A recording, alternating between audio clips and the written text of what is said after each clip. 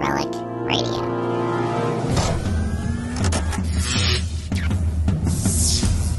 This is Relic Radio Sci-Fi, old-time radio, science fiction stories from relicradio.com.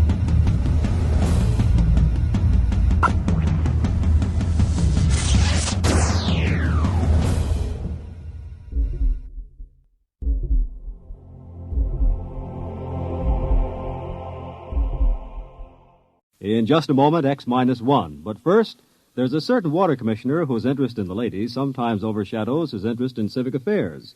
His name is a familiar one, Throckmorton P. Gildersleeve, and he'll pursue his adventures tomorrow night when NBC Radio presents another comic episode of The Great Gildersleeve. So when you hear the familiar voice and hearty laugh of the water commissioner from Summerfield tomorrow, why, stay tuned and enjoy another romantic scramble with the one and only The Great Gildersleeve on this NBC station. And now stay tuned for X-1 on NBC. Countdown for blast off. X-5, 4, 3, 2, X-1, fire.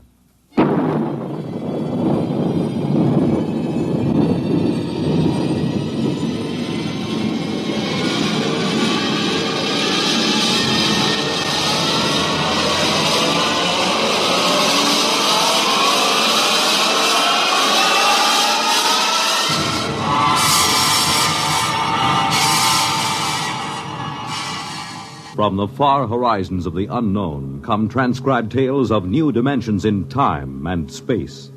These are stories of the future, adventures in which you'll live in 1,000,000, could be years, on 1,000 maybe worlds.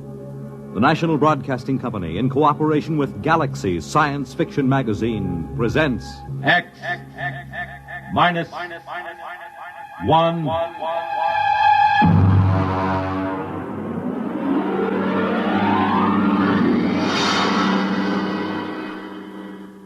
Tonight's story, The C-Chute, by Isaac Asimov.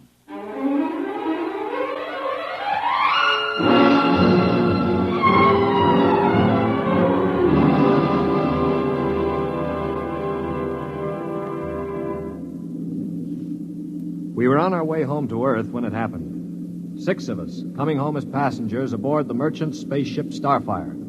At the start of the Second Interstellar War, the one between Earth and the planet Chloro. And then it happened.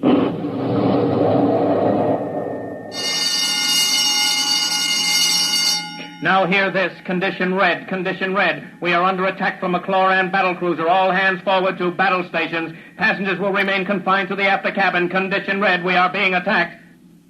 The interception by the Chloran cruiser, the murderous running jewel of energy blasts and force field defenses.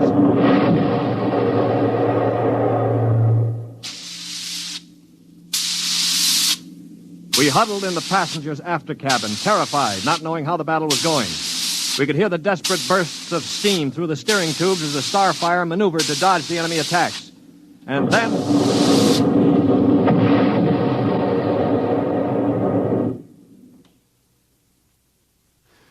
Now what? The beginning of the end, you might call it. Well, what does it mean, Stuart? You were a space pilot? It means our generators have been drained of energy. We can't fight back. But, All right, Monsieur, don't worry. They won't destroy us. They need our ship too badly. They'll simply board us and take over. But what about the crew? The crew, Colonel? If they have any sense, they'll surrender. If they choose to fight, they'll... Now, they're coming aboard. Now, be very still. Oh, Mother in heaven, help us. Be still. If only those fools on deck will surrender without a struggle. They are fighting. Yes, it's the end. We've got to help them. All right, don't open that door. We just can't let them die. You can't help them. I'm going. Stop him. All right. Aristide. Shut the door quickly. Aristide, my brother. That poor fool. I'll get them. My brother, I swear to you, I'll get them. Yeah, you better cover his body. The brutes. The monstrous green-skinned brutes. They're no more brutes than we are, Colonel. This is a war. Are you defending them? I'm merely pointing out the facts. I ought to strangle you. Why not save it for the Chloros? I will. I promise you I will. Well, they're probably deciding right now what to do with us. We might as well settle down and wait.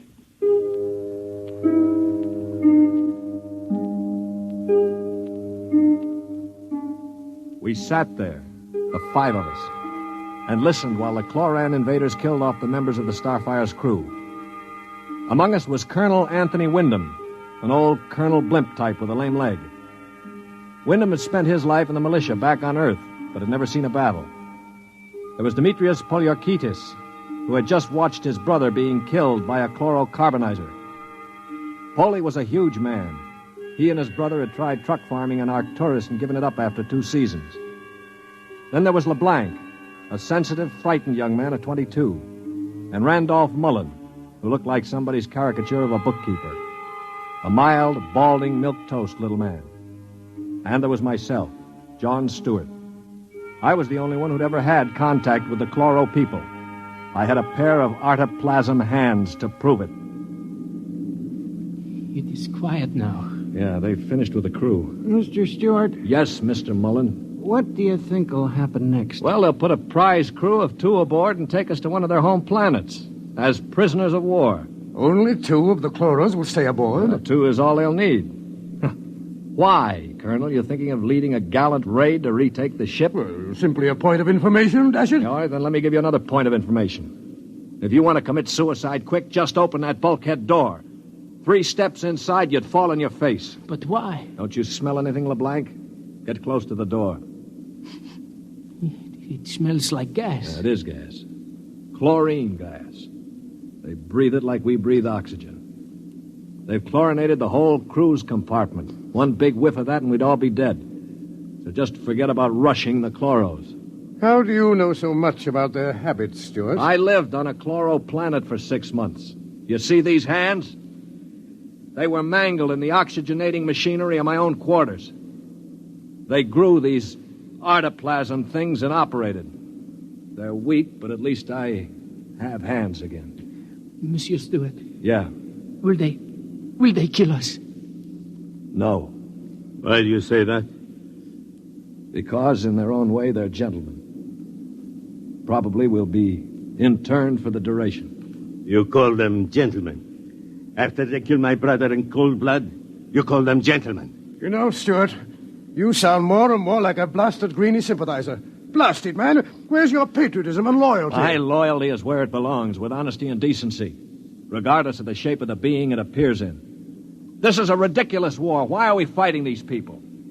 We can live only on planets with oxygen, and oxygen is poison to them. They can live only in chlorine atmosphere, which is deadly to us. Yet we're fighting them over a bunch of worthless asteroids that neither of us can live on comfortably. Well, it's a matter of principle. It's a matter of stupid pride and greed. I don't like what you say, mister. Why not? Because you talk too nice about these greeny scum. They're good to you, eh? Well, they weren't good to my brother. They killed him. And I think maybe I'll kill you, you rotten greeny... Mullen, grab him. I can't break his hold. They are coming in. Holy, let him go. They saved your life this time. But when I'm finished with them... Quiet. I think they're opening the lock. Well, don't get between us. Holy, don't lose your head. They'll kill us all. I greet you, Earthmen.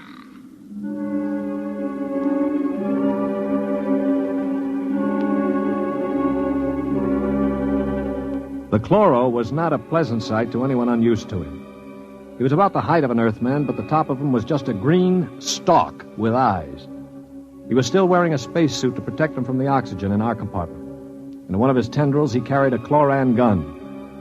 As he stood in the doorway, I could see Poliorkitis' eyes begin to glisten with rage. Then, with a bellow like a huge bull, he threw himself at the Chloro.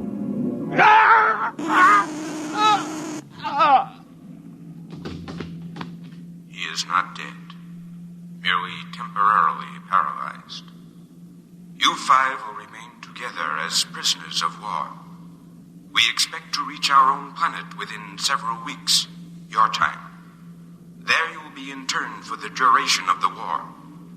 If any of you attempts to leave this compartment, we shall be forced to destroy you.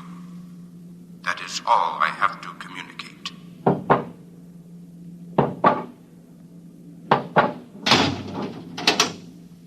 Hadn't we better do something for Mr. Poliorkitis? Oh, he'll be all right. Just hoist him up on the cot. That's it. Hi, Polly. Can you hear me, you stupid brute? His voice is coming back. Now, I know what's going on in that thick skull of yours, Polly. You think that when the paralysis wears off, you'll ease your feelings by slamming me around some more. Well, if you do, it'll be curtains for all of us. How do you mean, sir? None of you know the chloros the way I do. Unlike us, they assume automatically that any group of Earthmen they find together comprises a biological grouping, like an ant colony. The result is that they consider the group as something holy. Now, they'd never break us up. And if one of us did any harm to another, they'd have us all executed as a bunch of chlorotype perverts, a non-functioning group. So call all the names you want, but keep your hands to yourself or we're finished.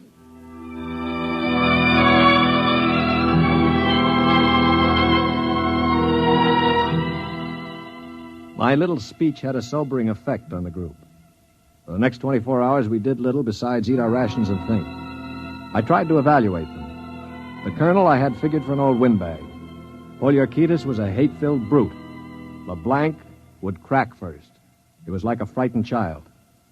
Mullen was a non-entity, a mouse instead of a man. Everything he did seemed prissyish. His voice had the quality of furtively rustling underbrush. How long did you say the trip would take, Mr. Stewart? Well, the chloro said about 2 weeks. Gentlemen, if I may interrupt. Colonel? Now, it has occurred to me that perhaps you know of some weakness that might enable us to overcome these chloros. The only weakness they've got is that they can't stand oxygen. Oh, but there must be some way to get the best of them, man. After all, there are only now, look, two. Before I answer, Colonel, I have to know your motive. Is it to save your own skin or help Earth win the war? Oh, dash it, man, to help our side, of course. What we're looking for is the way to save the ship for Earth without losing our lives, yes?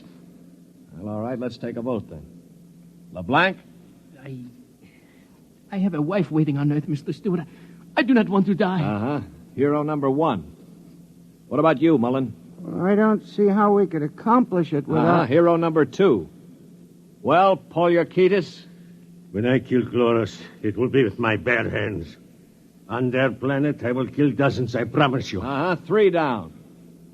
Well, Colonel, don't you want to march to glory, an old militiaman like you? Your attitude is very cynical and unbecoming, Stuart. I see.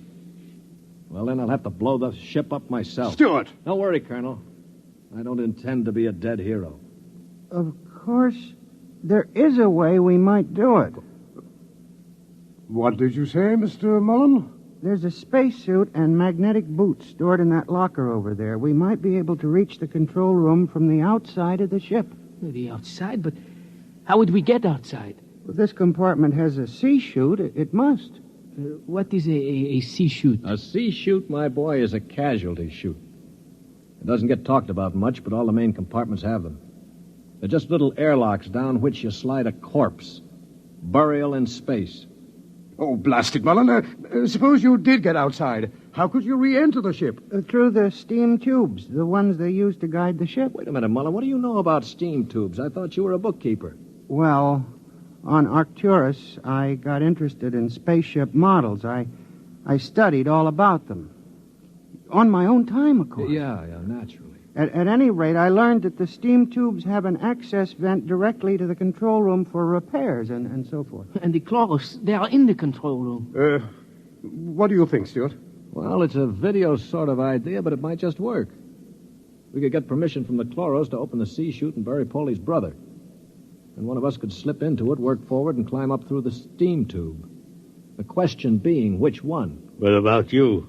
You with your loud talk and your sneers. I'm no hero, Polly. I've already said that. My object is to stay alive. The steam tube let go while you were in it, you'd be broiled like a lobster. Now, how about the colonel here? If I were younger, blasted, I'd trounce you. You know very well with my injured leg. Yeah, of course. Not to mention my artificial hands. Well, now, what unfortunate deformities do the rest of us have? Polly? You just keep talking, Mr. Big Mouth, and pretty soon we'll kick your teeth in. Of course, that's your standard reply to everything, isn't it? LeBlanc, will you do it?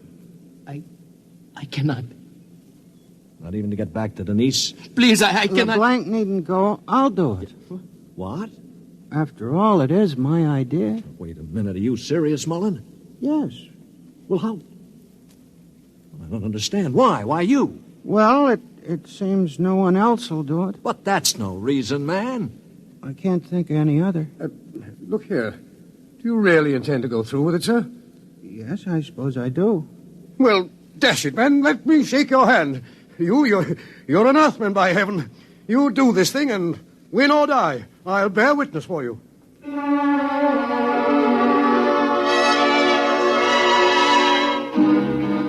It was quite a moment. Mullen the mouse had suddenly turned into a man. He just stood there awkwardly while the colonel puffed his hand.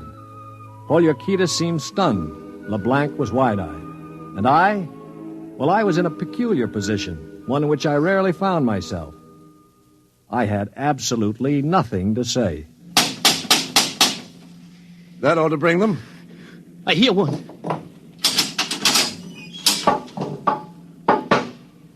What is it, Earthman?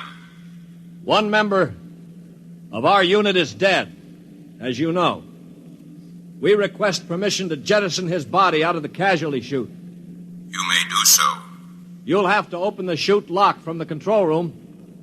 I will do so. Is there anything else? No. Nothing else, thank you.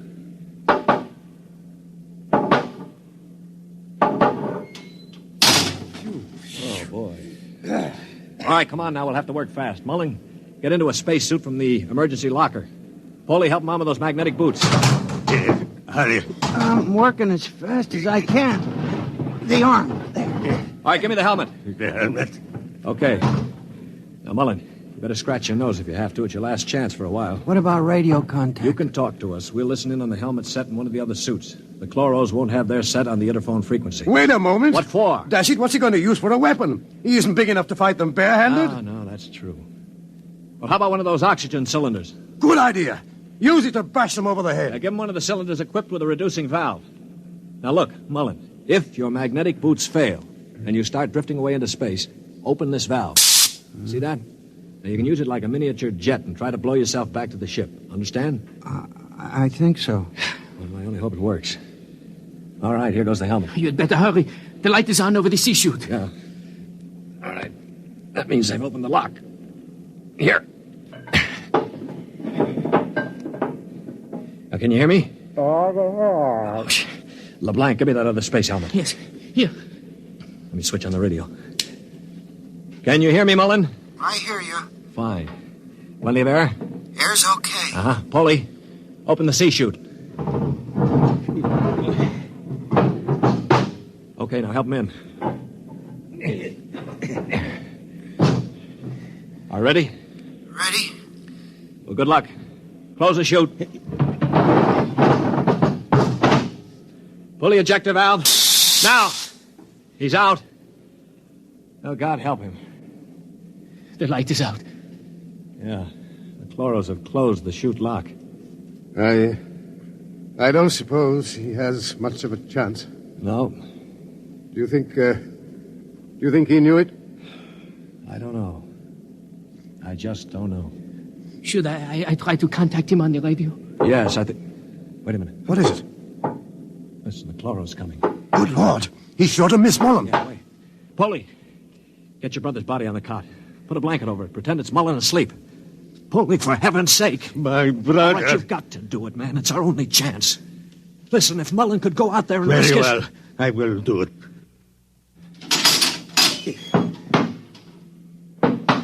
Earthman, Yes. you have jettisoned the body. Yes. Good. Is there something further we can do? No, We are very tired. Our grief is very great at losing one of our unit. We would like to rest alone. I will respect your wishes. I see that one of your units sleeps already. Yes, Mr. Mullen was overcome with grief. I leave you. Oh, brother. Polly, I thought sure you were going to rush him. With that brave little guy out there. What do you think I am, anyway? And to think I laughed at him. It makes me ashamed. Yeah, I guess I've been saying some things that maybe weren't too funny. I owe all of you an apology. Do you think it's safe to try the radio? Yeah, we better. Hello? Hello, Mullen. Can you hear me? Yes, I hear you. Where are you? I'm standing on the outside of the ship. All right, now take care.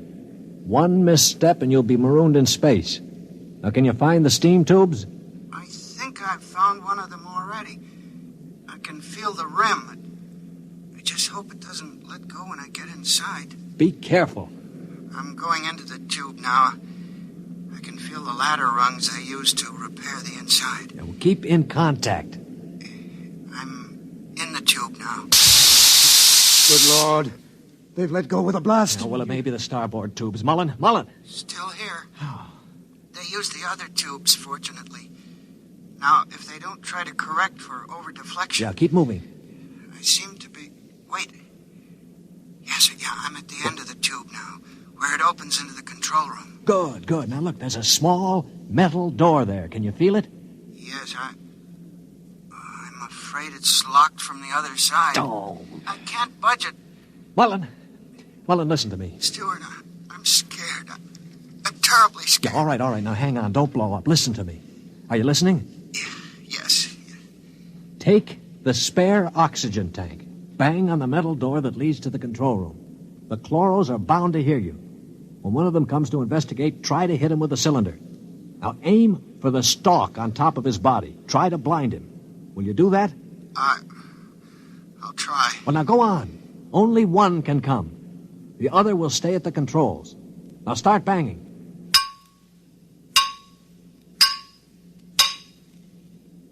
Any luck?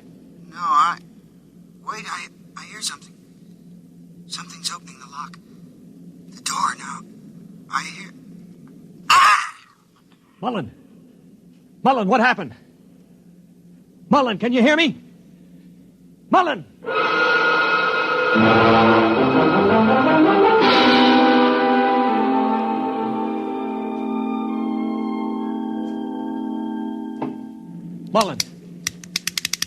Mullen! Oh, it's no use. They must have gotten him. Yeah, he was one brave little guy, that one. But suppose they have just got him in the control room. I mean, maybe he's not dead. Well, then maybe one of us could rush them. We could bang on the door and jump the chloro. Well, the first guy would be a cinch to die. But I would be willing to take the chance. You? Why not? I could try. Not you. I'm the strongest. I do it. Now listen, you chaps. I'm an old man. I've got nothing to live for anyway. Suppose I throw myself at the ray gun. Wait a minute, what's going on here?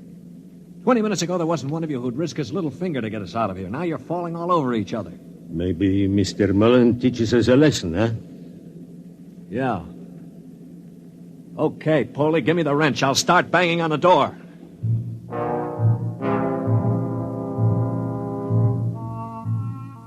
They say that selflessness is contagious. I guess maybe it is. I'd been a cynic all my life, a man who believed in nothing. Well, I'd come face to face with 4 human beings who proved that I'd been living a lie. I knew what I was going to do now. When the chloro came to investigate our compartment, I had it all planned. If only my poor, weak hands would hold out long enough. Ready? Ready. Here goes. That should bring him. Try again. Wait, listen. Shh. It's at the door. Get ready. It's opening the lock. For poor old Mullen now. Steady. No! Let him have it! Wait! Stop it! It's not the chloro! Wait! Good Lord. It's Mullen. Here, get the helmet off. That's it. All right, now lift. Mullen, are you all right? I seem to be quite all right. Well, the chloros. Both dead. At least I hope so. Well, what happened? Well, I banged on the steam tube hatch and a chloro opened it. Yeah? I hit him with a cylinder. It blinded him, I guess, but didn't kill him. He grabbed me and pulled me into the cabin. In the struggle, he broke my transmitter. That's why I couldn't talk to you. Finally, I managed to club him down. Well, what about the other one? The other one almost got me. It must have heard the scuffle and came into the cabin with a ray gun. What I did, I guess, was pure reflex. The cabin atmosphere was chlorine, of course, and the greenie didn't have a spacesuit on. Uh-huh. So I just turned on the oxygen valve in that spare tube. It was like spraying an insect with poison. Well, you're a brave man, Mullen. I'd have been scared to death. Mullen, what is it? Mullen, dear.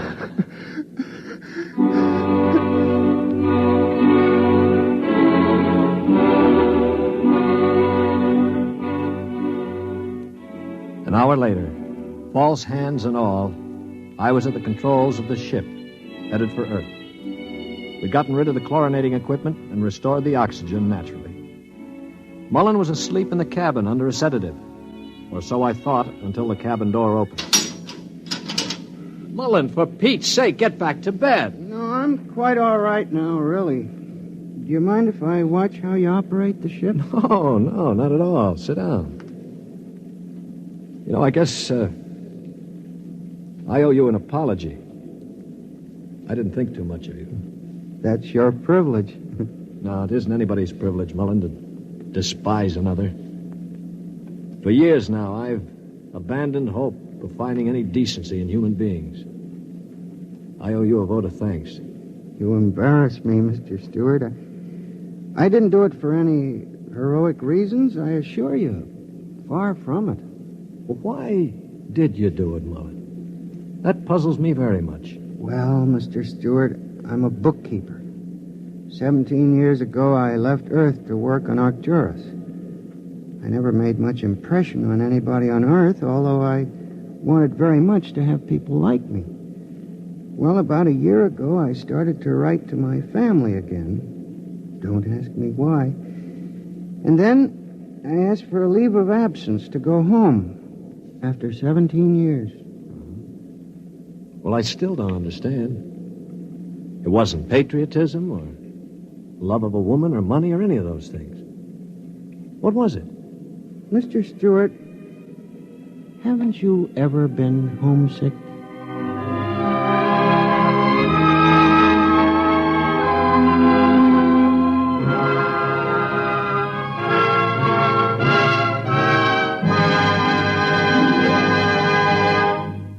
You have just heard X-1, presented by the National Broadcasting Company in cooperation with Galaxy Science Fiction magazine, which this month features A Gun for Dinosaur by L. Sprague de Camp, a story of hunters in the bloodiest and most ferocious arena of all prehistoric Earth, where hunting reptile heavyweights is no job for human lightweights. Galaxy magazine on your newsstand today. Tonight, by transcription, X-1 has brought you The C-Chute, a story from the pages of Galaxy, written by Isaac Asimov and adapted for radio by George Lefferts. Featured in the cast were Lyle Sudrow, Stan Early, Bob Hastings, Mercer McLeod, Danny Ocko, and John Gibson. Your announcer, Bill McCord. X-1 was directed by Daniel Sutter and is an NBC Radio Network production.